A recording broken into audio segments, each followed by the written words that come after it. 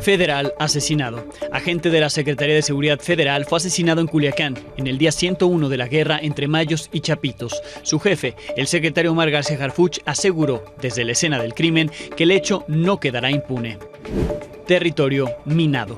Otra mina explotó en Michoacán, matando a otros 2 elementos del ejército. Es el segundo evento de este tipo en la misma semana, evidenciando que los esfuerzos por desactivar estos artefactos utilizados por criminales han sido insuficientes.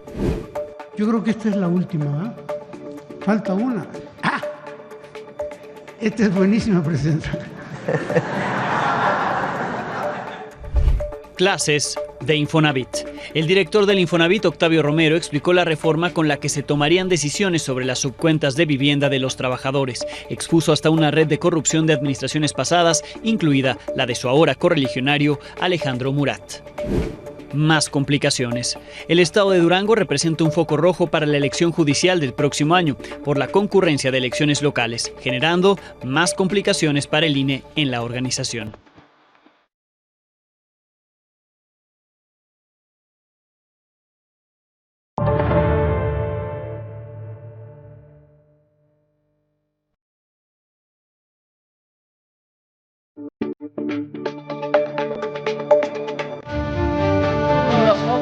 Hoy en el día 101 de la guerra entre Mayos y Chapitos allá en Sinaloa y en medio de la visita del secretario de Seguridad Federal Omar García Harfuch, fue asesinado un agente de investigación de la Secretaría de Seguridad y Protección Ciudadana, Alexi Guadalupe. Se trata del primer agente federal que es asesinado desde el 9 de septiembre en esta guerra, en esta disputa criminal, cuando inició esta ola de violencia en esa entidad. Emir Castañeda nos cuenta.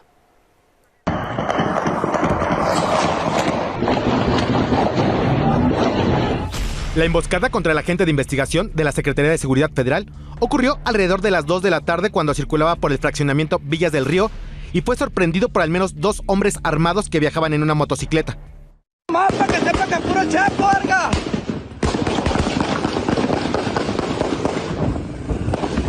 ¡A la verga! Tras los primeros disparos, el agente de investigación se bajó de su automóvil y respondió al ataque, por lo que se inició una balacera con los criminales que se extendió por todo el boulevard.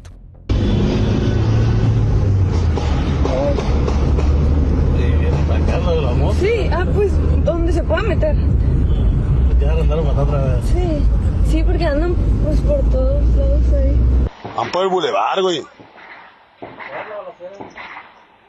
Por el bulevar, pues va por el canal, van. En redes sociales se difundió este video en el que se ve a 2 sujetos disparando un fusil de asalto en dirección hacia la calle y que habría sido tomado por una persona que se encontraba escondida en la balacera. En esta otra imagen se ve a otro hombre vestido de negro corriendo con un arma larga en las manos, mientras 3 personas, entre ellas un niño, se esconden detrás de una pared. El agente asesinado fue identificado como Alexi Guadalupe, cuyo cuerpo, según medios locales, fue localizado tirado en un terreno baldío cerca de donde inició la agresión. Además, en el lugar del ataque se localizaron 2 automóviles. Uno, modelo Versa, con impactos de bala en el parabrisas y en los cristales de los costados, y otro que se encontraba chocado frente a un conjunto de locales. Mientras tanto, comerciantes de la zona mostraron a medios locales las marcas de bala que dejó la balacera en sus negocios. Después del ataque, Omar García Harfuch asistió al lugar de los hechos para supervisar los trabajos de investigación, mientras que en su cuenta de X envió el pésame a la familia de la gente y aseguró que el crimen no quedará impune y que los responsables serán detenidos. Para Milenio Noticias, Emir Castañeda.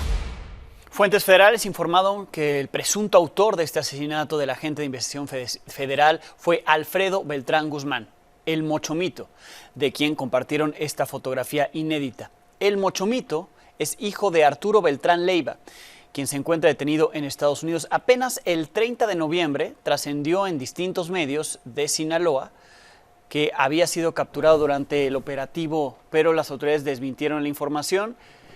Este ataque se da exactamente a 15 días del decomiso histórico de más de 1 tonelada de fentanilo que supuestamente pertenecía a Fausto Isidro Mesa, el Chapo Isidro, líder del cártel de Guasave y quien anteriormente colaboraba con los Beltrán Leiva.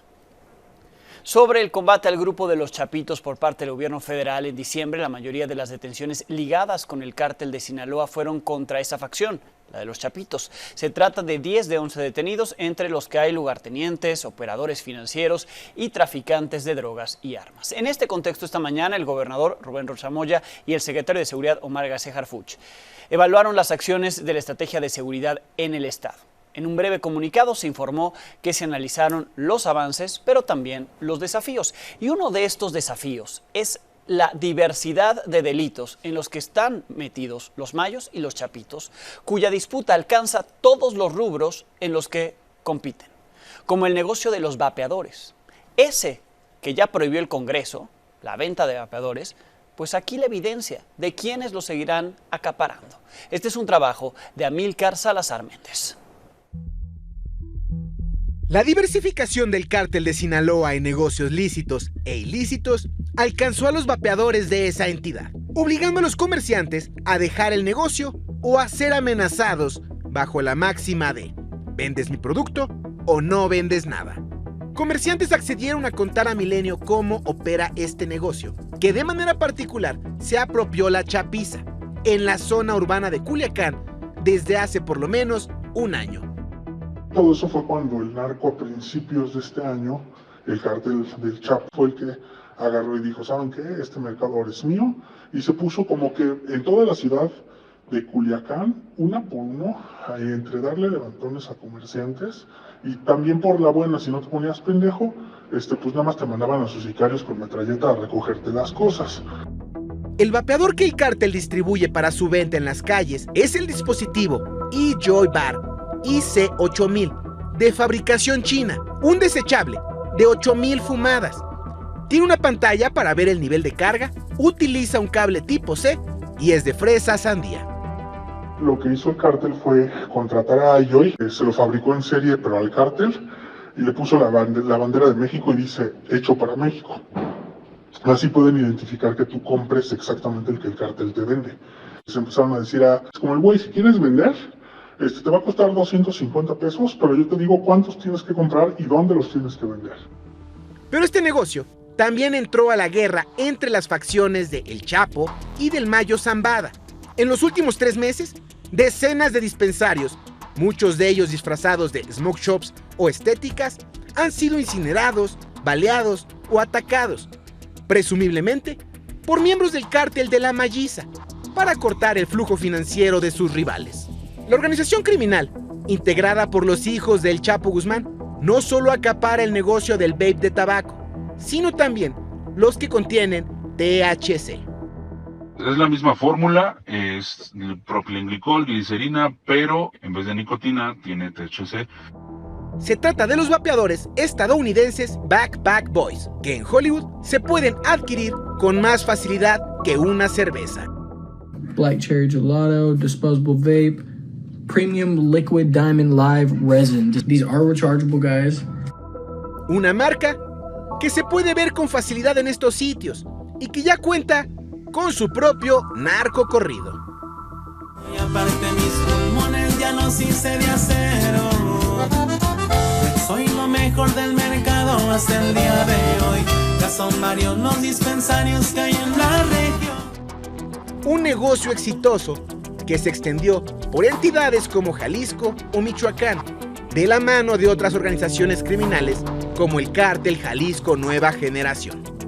Tenía un muy buen cliente que yo quería bastante, pero estaba en un pueblo y literal me llamó de güey, acaban de venir los narcos, es del cártel de Jalisco y se llevaron todo por la buena mamona, ¿no?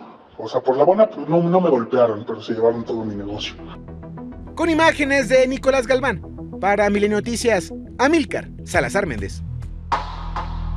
En medio de la guerra allá en Sinaloa, los retenes carreteros que supuestamente son para garantizar la seguridad serán retirados para que paisanos y turistas transiten libremente en la entidad.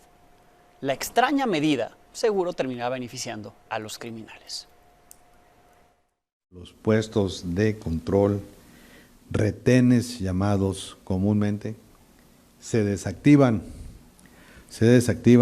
en el periodo de vacaciones, en el periodo que recibimos las visitas de los mexicanos radicados en el extranjero, nuestros paisanos que viajan al país y que tienen que transitar por todo el estado de Sinaloa o bien que llegan y radican aquí en el estado. No debe haber ningún retén por ninguna autoridad, excepto pudiera ser los que son alcoholímetros, los que son dentro de la ciudad, pero en carreteras no hay ningún retén.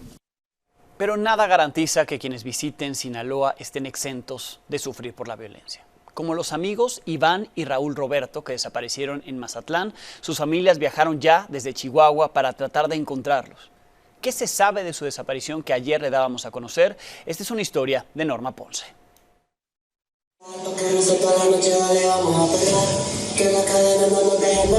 Venimos los papás de Iván, los papás de Roberto, para encontrarlos. Las madres de Roberto e Iván viajaron desde Chihuahua a Mazatlán para buscar a sus hijos, desaparecidos. Temen que sean víctimas de la violencia que se registra desde hace más de 100 días en Sinaloa. Raúl Roberto Treviño Leos, de 21 años, e Iván Alejandro Escalante Tamés, de 23, desaparecieron la madrugada del 16 de diciembre tras salir del antro Nice.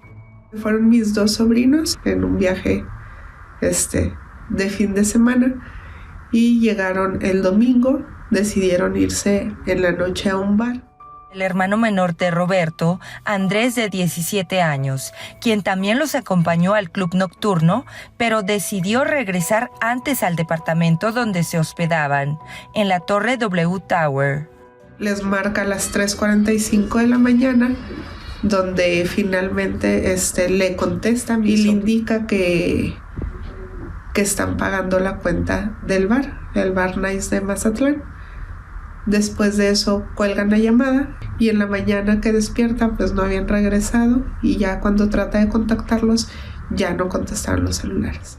Las madres de los desaparecidos son auxiliadas por agentes de la Fiscalía de Sinaloa en la búsqueda de sus hijos. Según las investigaciones, hay dos últimas ubicaciones que registraron sus celulares, una cerca del Cerezo de Mazatlán y otra en unos manglares ubicados cerca de la isla de La Piedra.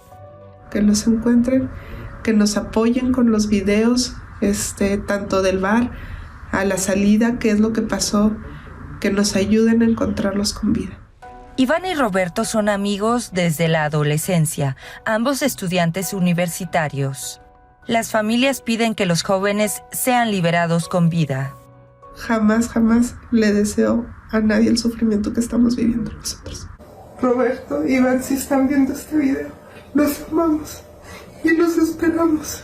Su familia, su trabajo, su escuela, aquí estamos. Vamos a estar con ustedes y los vamos a traer sanos y salvos.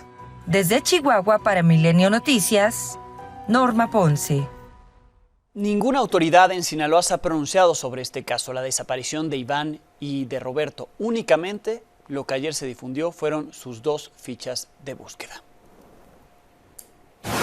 Por segunda ocasión, en menos de 3 días, en Michoacán, una mina enterrada explotó mientras militares recorrían la zona. Ahora fue en el municipio de Buenavista, la explosión mató a 2 elementos del ejército. Apenas el lunes, otro explosivo similar causó la muerte de otros 2 soldados y 4 resultaron heridos. Eso ocurrió en el municipio de Cotija. Después de la explosión de hoy, el ejército y el escuadrón antibombas del gobierno de Michoacán registraron la zona en busca de más explosivos, pero no hubo más. Milenio visitó este lugar, lo recorrió, está ubicado en la comunidad de El Ahogado, así como el poblado de La Cuchilla, donde los pobladores aseguran que por las noches se han intensificado los ataques con esos explosivos. Y los esfuerzos para combatir las minas usadas por el crimen organizado ahí en Michoacán parecen insuficientes. Este tipo de ataques fueron documentados por Milenio desde el año 2021 y en este espacio le hemos mostrado imágenes de ataques contra militares ocurridos en noviembre y en febrero de este mismo año. A inicios del 2024 también le mostramos cómo son algunas de las fábricas, que son fábricas clandestinas de estos explosivos, que fueron aseguradas al crimen organizado en Michoacán, donde había material para 1,300 bombas. Incluso presentamos el trabajo del escuadrón antibombas que tuvo que crear el gobierno de ese estado para intentar hacer frente a estos artefactos que ahí siguen y siguen representando un riesgo. Sobre el alcalde electo y prófugo de Santo Tomás de los Plátanos en el Estado de México, Pedro Luis Hernández de Paz, quien escapó ayer en su toma de protesta. Fuentes al interior de la Fiscalía Mexiquense revelaron que policías municipales vestidos de civil lo ayudaron a fugarse. En el video se aprecia cómo agentes llegan por detrás del estrado para capturarlo. Sin embargo, varias personas, como vemos al frente y en las laterales, con violencia y empujones, logran llevárselo a uno de los costados. Es ahí donde el alcalde sale corriendo, huye. Los pobladores también bloquearon accesos al municipio para evitar la llegada de más refuerzos para lograr la detención. El alcalde y su esposa, la alcaldesa saliente del mismo municipio, están prófugos desde que iniciaron las detenciones del operativo Enjambre contra funcionarios presuntamente vinculados con criminales. En Ecatepec, Estado de México, se cumplen más de 16 horas de caos. Miembros del Sindicato Único de Trabajadores del Estado y municipios han realizado durante todo el día una serie de bloqueos simultáneos, exigiendo el pago de sueldos que les deben. Tras no llegar a un acuerdo en una reunión con las autoridades, continúan bloqueando calles y avenidas. Me enlazo hasta allá con Jorge Becerril, en la avenida Río de los Remedios, precisamente en Ecatepec. Jorge, muy buenas noches. ¿Cómo estás, Alejandro Domínguez? Y es la R1, donde continúan más de 100 trabajadores del municipio de Ecatepec. No han recibido en las cuentas el dinero que se les debe. Son 4,062 trabajadores que pues están realizando estos 4 bloqueos en toda esta zona. De verdad que los problemas que han generado estas pues más de 16 horas de cierre total, pues han traído como consecuencia un caos en la Ciudad de México. La gente ha caminado por kilómetros y kilómetros para llegar a Ecatepec, a la zona de Jalostoc, algunos de ellos enojados, algunos han gritado pues algunas palabras altisonantes a estas personas que están bloqueando, pero se van a quedar hasta mañana. Inclusive es kilométrica de lado hacia Nesa, los vehículos, tractocamiones, los trailers que están varados porque no pueden pasar, e inclusive ya asaltaron a uno de estos conductores. Si me lo permites, Alejandro, vamos a escuchar a uno de ellos que fue asaltado hace unos instantes. De tráiler, está obviamente el bloqueo y ya te robaron. Sí, señor, ya me robaron y pues ya la verdad les pedimos apoyo a las autoridades. Como siempre, nunca se aparecen. Hasta que pasa lo que pasa, ellos nunca se aparecen. ¿Qué fue? Les pedimos como operadores. Yo en lo personal, yo felicito a los que están pidiendo sus derechos, porque en eso están en su derecho. Qué bueno que no se dejen, pero también yo como operador, muchos somos y nadie quiso venir. Ya nada más caminé así para guardar mis otras cubetas y cuando volteé ya no estaba la bocina. Voy a llamar entonces aquí a la policía. Ahí está, entonces además de la afectación, por supuesto, la afectación vial, pues ya se generan este tipo de incidentes, un robo a una persona que está ahí detenida. Así es, Alejandro, no hay un solo elemento de la policía, ni del lado de Ecatepec, ni del lado de la Ciudad de México, no hay uno solo. Si no puede pasar los automovilistas son por los trailers que están totalmente varados e impiden el paso, pero no hay ni siquiera vigilancia y es una zona donde se generan este tipo de robo a automovilistas, Alejandro. Más de 16 horas y dicen que ahí se quedarán.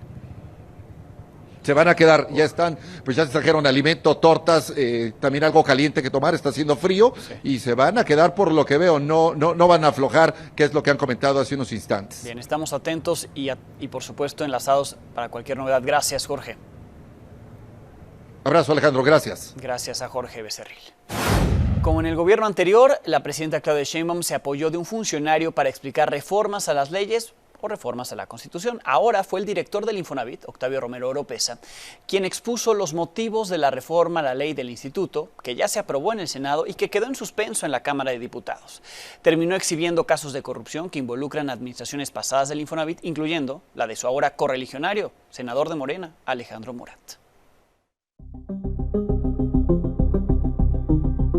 Procederíamos con una pequeña presentación, bueno, a lo mejor no tan pequeña. ¿Cuáles son las propuestas de reforma? Un sistema de vivienda con orientación social que se amplía en 3 vertientes: crédito barato y suficiente, el desarrollo de vivienda y el arrendamiento social con opción a compra. Que en el Infonavit ahora haya, igual que en el IMSS, 30 miembros, 10-10-10, no se pierde su característica tripartita. Permitirá, como hoy no sucede, la fiscalización por parte de la Auditoría Superior de la Federación. Estas modificaciones van a evitar que se vuelvan a presentar casos de corrupción. Caso Telra Realty. No entregó el servicio contratado. No solo no se le penalizó, sino que el Consejo de Administración autorizó el pago de una indemnización por un monto de 5,000 millones de pesos. Existe una red delictiva donde intervienen trabajadores del Infonavit, notarios, despachos y peritos valuadores que se han coludido a fin de otorgar múltiples créditos sobre una misma vivienda. La que sigue, por favor. Vamos terminando. Ya con esto terminamos, Presidenta. Promesa. Creo que esta es la última, ¿eh? Falta una. Se me va a enojar la Presidenta, yo creo que ya me va a... No, dale. Nomás. ¿Cuál falta? Esta es buenísima, Presidenta. Todos estos tienen un salario superior al de la Presidenta, independientemente del nivel en el que se encuentren. Todo esto se paga con el ahorro de los trabajadores. Hay más, pero ya la Presidenta me lo impidió que yo... A la siguiente, vamos al segundo capítulo. ¿Habrá acciones legales en contra de estos exdirectores del 2000? El tema que se están planteando aquí, más allá de las posibles responsabilidades que pueda tener alguno de ellos, es que la estructura orgánica del Infonavit impide que la Auditoría Superior de la Federación audite los fondos. Lo que queremos con esta reforma es que haya transparencia y controles, y que no se den estos actos de corrupción que ni siquiera después pueden ser sancionados. Sobre esta reforma, la ley del Infonavit, el coordinador de Morena en la Cámara de Diputados, Ricardo Monreal, informó que se llevará a cabo un parlamento abierto para escuchar a empresarios, a sindicatos e interesados en estas modificaciones. Será después del 6 de enero y la intención es construir ahí una ley que derrote la corrupción y las malas prácticas en beneficio de los derechohabientes del Infonavit.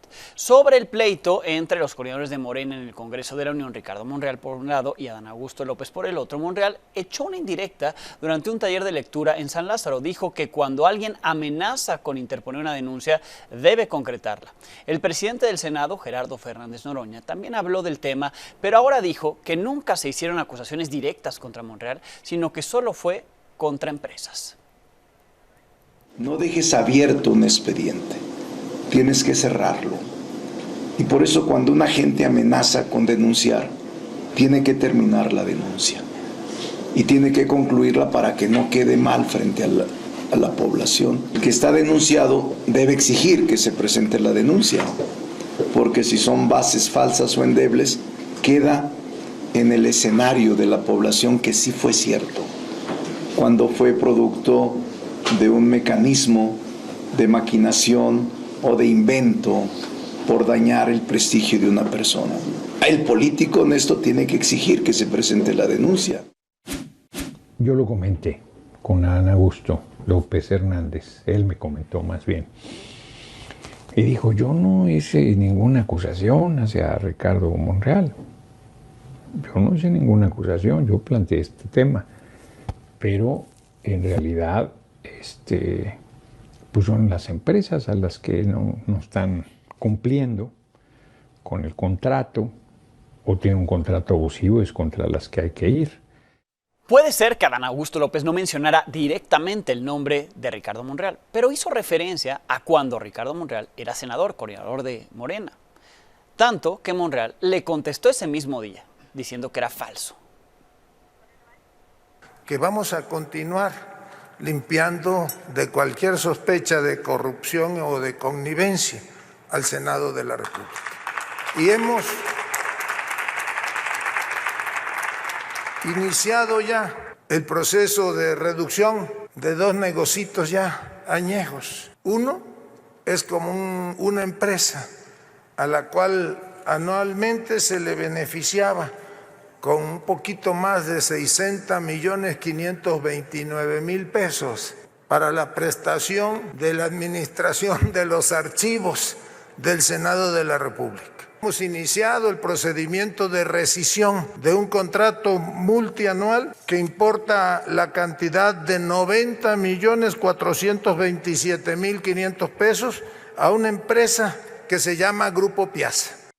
Sobre la elección judicial del próximo año y sus complicaciones, hoy le presento cómo es que el estado de Durango representa un foco rojo por la concurrencia de elecciones locales.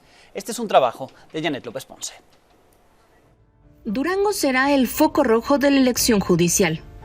Este estado es el único de todo el país que contará con 3 elecciones distintas el mismo día, al ser junto con Veracruz los únicos con elecciones locales, pero además por convertirse en una de las entidades que ya reformó su legislación local.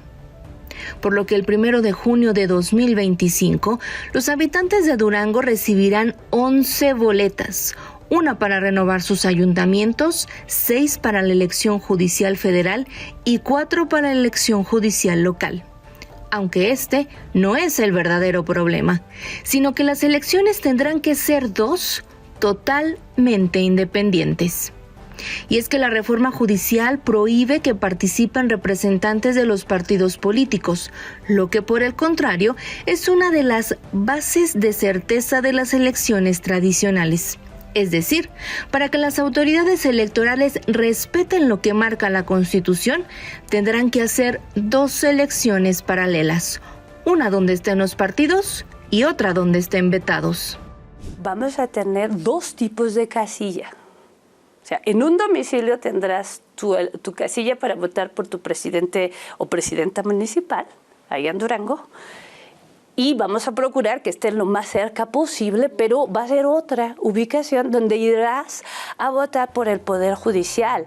Esto afectará a la participación, pues la ciudadanía podría terminar eligiendo entre participar en sus elecciones locales o en las judiciales, y así evitar trasladarse a 2 casillas diferentes, por lo que Durango será el mejor ejemplo para que el Poder Legislativo vea en los hechos lo que no consideró para la segunda elección judicial de 2027, que se empalmará con la elección federal intermedia, y al no poder excluir a los partidos, lo más viable será, otra vez, modificar la Constitución. Imagínate que tú tienes un proceso federal, electoral, de cámaras de diputados, 15 gobernaturas, 1.800 ayuntamientos en disputa, 32 congresos locales donde participan partidos, y tienes toda una estructura para organizar esa elección. Con imágenes de Hugo Armando López, para Milenio Noticias, Janet López Ponce. Queremos comunicárselos, decide, si ustedes creen que esto va a salir caro, en el 27 va a salir carísimo si no hacemos una revisión. Hoy, 18 de diciembre, es el Día Mundial del Migrante. En distintos lugares hubo manifestaciones para conmemorarlo. En Tapachula, Chiapas, acá en México, migrantes y activistas protestaron portando carteles que decían bienvenidos migrantes. Miembros de las organizaciones mostraron su preocupación por el futuro, que es incierto para todos ellos. En Tijuana, Baja California, hubo una protesta en la garita de San Isidro contra la postura del próximo presidente de Estados Unidos, Donald Trump, de realizar deportaciones masivas en su primer día de gobierno. Lanzaron consignas y destacaron que ningún migrante es ilegal. En Ciudad Juárez, Chihuahua, autoridades estadounidenses dispararon gas pimienta y balas de goma contra un grupo de migrantes. Se había acercado a la malla fronteriza por un rumor. En medio de todo eso, una persona convulsionó. Blanca Elizabeth Carmona nos cuenta.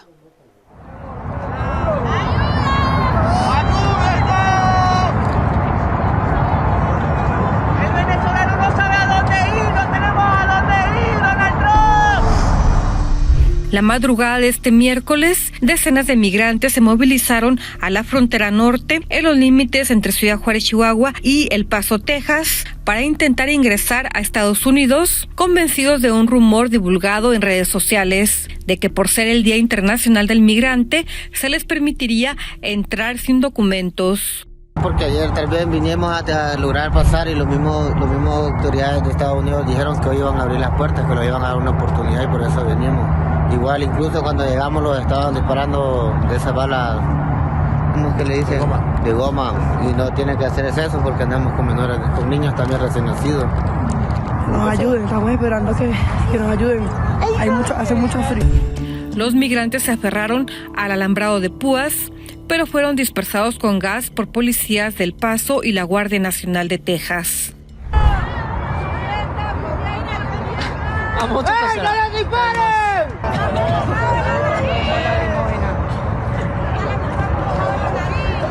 ¡Mano! Ponga el trapo mojado en la nariz. Trapo mojado en la nariz. O que orine también, que se lo pongan en la nariz también. Los migrantes retrocedieron y algunos se metieron al río Bravo para regresar a Ciudad Juárez. Debido a las bajas temperaturas, un hombre convulsionó. Varias personas intentaron ayudarlo. A unos metros permanecía personal del Instituto Nacional de Migración, pero no intervinieron. Algunos migrantes se quedaron en el sitio, tirados esperando recuperar la temperatura corporal. Otros se retiraron al ver frustrado un intento más por entrar a Estados Unidos. Desde Chihuahua para Milenio Noticias, Blanca Elizabeth Carmona. La presidenta Claudia Sheinbaum dedicó una parte de su conferencia diaria a los migrantes mexicanos que están en Estados Unidos. Primero se enlazó al Paso, Texas. Allá está el canciller Juan Ramón de la Fuente, quien, acompañado de migrantes, reiteró el mensaje de que los mexicanos no estarán solos y se les seguirá apoyando en todo momento. Destacó que ningún otro país tiene una red consular como la de México. Ahí la presidenta presentó el himno migrante en homenaje a las y los paisanos en Estados Unidos. Este es el regalo el día de hoy para todas nuestras paisanas y paisanos que están en los Estados Unidos. Where we are from, no nos rajamos, and what we dream of lo realizamos. Gran paisano, hermano, amigo, soy mexicano. Y cambiamos de lugar, no de bandera, verde, blanco y rojo lo llevo en las venas. Como el águila volamos sin fronteras, rompemos la malla que separa tierras. Y nacimos con legado de grandeza. A todas nuestras paisanas y paisanos, aprópiense de este himno. Que vivan los migrantes.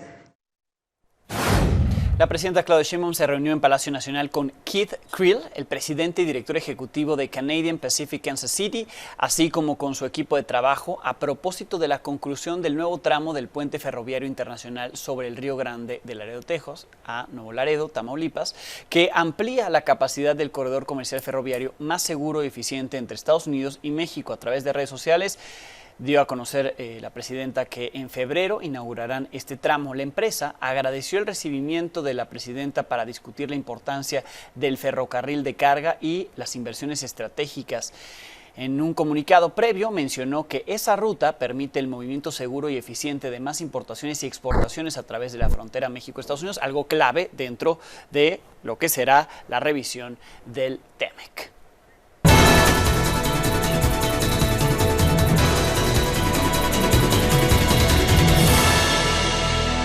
Es miércoles de Sofía Ramírez Aguilar en este espacio. Sof, bienvenida. Buenas noches, Alejandro. ¿Cuántas cosas se mueven en estas últimas semanas del año? La verdad es que impresionante. El día de hoy conocimos, entre otras cosas, los datos de inversión al tercer trimestre del año. Sí. Con información, vaso medio lleno, medio vacío, dependiendo. Claramente la inversión es un motor del crecimiento económico, eso ya lo sabemos. Implica mejores salarios para todos, no solo para quienes trabajan en la formalidad laboral. Entonces, el resultado es bueno, porque respecto al tercer trimestre del año pasado, sí vemos un incremento, pasó de ser el 24% del PIB al 24.3% del PIB. Insisto, como motor de la economía, muy bien hasta ahí. Okay. Ahora, 3 problemas. El primero, la reforma al Poder Judicial se hará con menos lana. Ya nos estaba contando ahorita la consejera electoral, pues los problemas de que va a haber menos casillas, van a haber más centros de votación, tiempos apretados, no se le concede más tiempo al INE. Segundo problema es que la inversión pública sigue cayendo. Esto lo vamos a ver un poquito más adelante en el gráfico, pero vemos como el 8.6% de contracción anual es el que se marca en la inversión pública en el tercer trimestre del año, mientras que la privada sube. Ahora, lo bueno es que la privada es 90% de la inversión, lo malo es que la reforma al Poder Judicial es un motor de incertidumbre, entonces no estamos avanzando con el dinamismo que se necesitara. Ahí en pantalla pueden ver el punto rosa es la dinámica de crecimiento anual de la inversión privada y los puntos morados ahí más oscuros es la dinámica de la inversión pública y pueden ver cómo la contracción es importante. Obviamente con el cierre de la administración López Obrador pues se ven plasmadas ahí la disminución del gasto. Y el tercer problema de esta dinámica de la formación bruta de capital fijo, que es la inversión, es el lento avance. Yo les mencionaba ahorita al principio la importancia de la inversión como motor del crecimiento económico y en el tercer trimestre la inversión total está creciendo a 1.4%, ya vimos por qué, porque la inversión pública está jalando, digamos, el avance de la privada,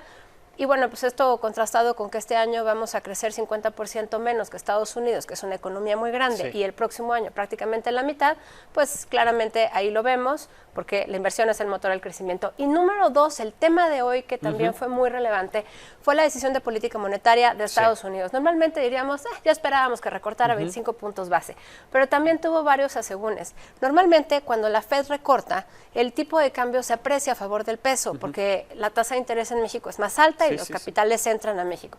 En esta ocasión fue al contrario, casi una depreciación de 1% en la jornada.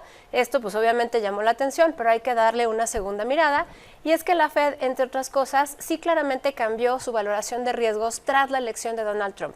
Acuérdate que al año hay 8 decisiones de política monetaria en Estados Unidos y también en México, y esta fue la última, digamos, del año, pero la primera después de la elección de Donald Trump. Entonces, el factor Trump, sin duda, se vio venir porque se elevaron las expectativas de crecimiento en la inflación de Estados Unidos, pasó de 2.1 a 2.5 para el próximo año. Ahí lo tienes clarísimo. Sabemos que los aranceles pueden o no llegar, pero ya la sola amenaza está allí. Y bueno, pues finalmente también se detectaron mayores riesgos para el crecimiento de Estados Unidos y de la inflación, digamos, en el mediano plazo. Sin embargo, Jerome Powell, que es el digamos, gobernador de la Fed, pues fue muy contundente en su mensaje, es decir, mercado laboral en Estados Unidos sólido, crecimiento económico sólido, insisto, van a crecer el doble de lo que México el próximo año. Y quisiera cerrar la intervención diciendo, mañana es la última decisión de política monetaria de México, del Banco de México en el año. Irene Espinosa cierra su ciclo como subgobernadora, primera mujer en la Junta de Gobierno de México, y bueno, pues fue quien fue testigo de la entrada a vigor del TEMEC, de la primera administración Donald Trump. Y bueno, pues le deseamos mucho éxito y esperamos que la presidenta Sheinbaum nombre próximamente a una nueva integrante de la Junta de Gobierno. Y lo estaremos comentando contigo, Sof. Muchísimas gracias. Gracias a ti, Alejandro. Gracias a Sofía Ramírez Aguilar. Pausa, volvemos.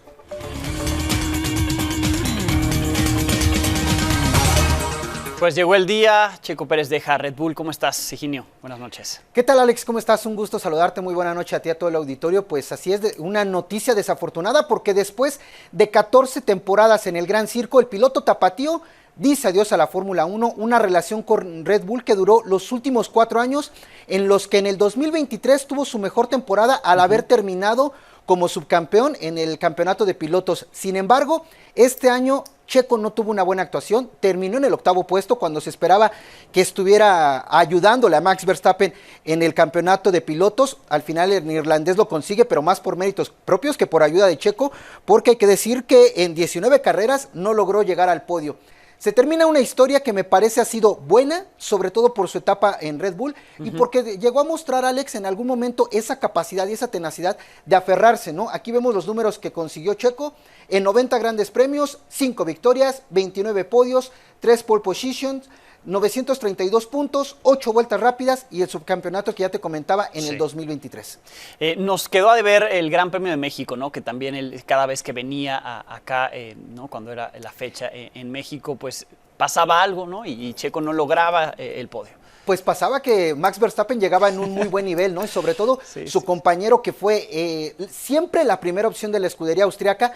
Ahora, como bien lo dices, Checo quedó a deber, sobre todo en el Gran Premio de la Ciudad de México, que se mantiene para el siguiente año, en el que ya no estará Sergio Pérez, y vamos a ver qué expectativa se genera, porque ya sabíamos que deja una gran derrama económica en México. Vamos a ver cómo responde la afición mexicana con la noticia de que ya no estará Checo Pérez. Otro punto, durante el día se estuvo discutiendo el auto, ¿no? Y que no le hacían caso a las recomendaciones o a las peticiones de Checo Pérez. Como dices, la atención puesta en Verstappen.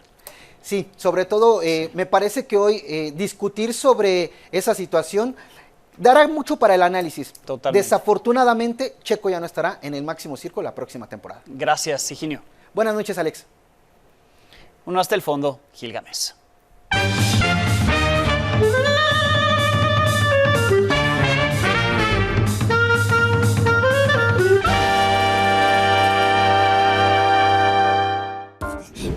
Todo mundo ha olvidado a Enrique Peña Nieto. Kabila Gilgamesh. Una vez que le entregó el poder a López al día siguiente de la elección de junio del 2018 y salvó el pellejo, se hizo humo. Mientras tanto, Peña se daba la gran vida en España con su novia Tania Ruiz. Muy pocas veces se dijo en el nuevo gobierno que Peña había encabezado el sexenio más corrupto de los últimos tiempos, que sus gobernadores priistas resultaron una banda de cuatreros. En fin, el pacto de silencio entre López y Peña salió a pedir de boca. Ahora bien, o mal sin bien. En las redes sociales aparece una fotografía de Peña con su actual pareja, una bella y joven mujer de origen lituano. Como ven a Gil escribiendo de páginas de sociales. A un año de terminar con Tania Ruiz, el expresidente Peña tiene un nuevo amor, una hermosa mujer que ha conquistado su corazón. Hasta el momento se sabe que es de Lituania y vive en el viejo continente. ¿Cómo ven a Gil hablando de asuntos de la socialité? La verdad, bien, no sean ustedes envidiosos. Dicho lo cual, Gil quisiera agregar que este grandísimo sinvergüenza, es decir, Peña Nieto, este pillo de 1000 suelas, es feliz, vive feliz. Todo es muy raro, caracho, como diría Chamfort, vano quiere decir vacío, es tan ruin la vanidad que para afrentarla basta llamarla por su propio nombre. Gracias, Gil, y gracias a ustedes por habernos acompañado. A partir de mañana este programa estará de vacaciones, los dejo en las mejores manos. Regresamos el próximo año recargados, renovados y reforzados, con el mismo objetivo con el que trabajamos todo el 2024, informarles lo que pasa en México y el mundo, simplemente poniendo al periodismo al frente. Les deseo que pasen muy felices fiestas. Aquí nos encontraremos en 2025 cuando, como cada noche, tendremos algo nuevo que contarle a las 22 horas.